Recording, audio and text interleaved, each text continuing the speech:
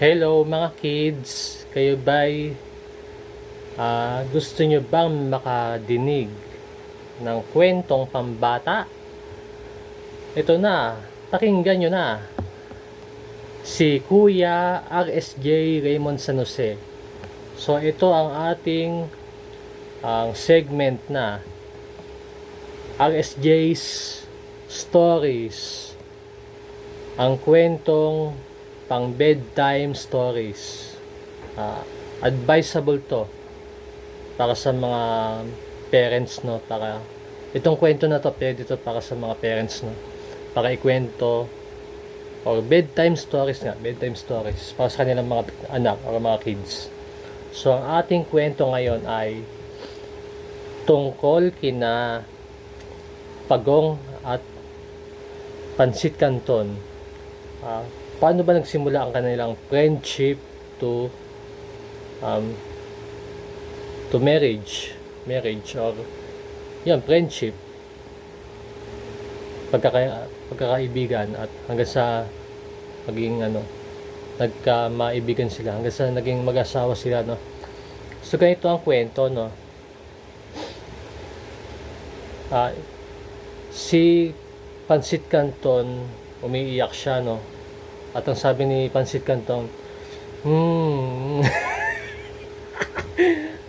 habang umiiyak siya, nakita siya ni Pagong, no.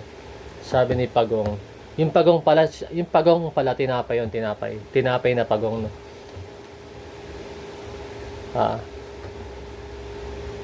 Bakit ka umiiyak? Ano po pangalan mo?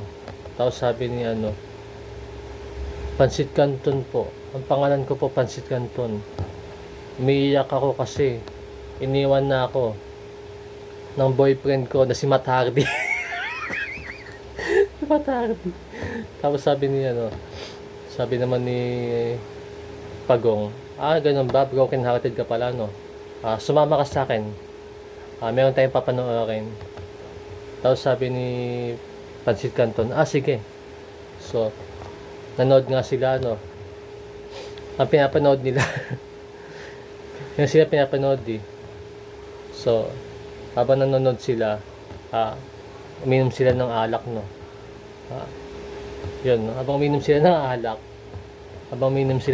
no, nanonood sila ng wrestling, no. Tapos ang eksena ng wrestling ganito, no. No, God, no, Kane, Kane has Tombstone Pile Driver, The Priest. Tapos tawan-tawa siya, no. Tawan-tawa yung dalawa, no. Tapos nawala na, hindi na umiyak sila, no.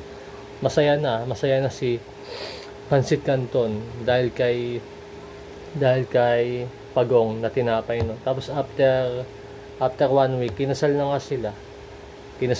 Tapos ang naging anak nila Pansit Canton at Pagong ay si soft drinks. So yan ang ating nakakaantok na bedtime story.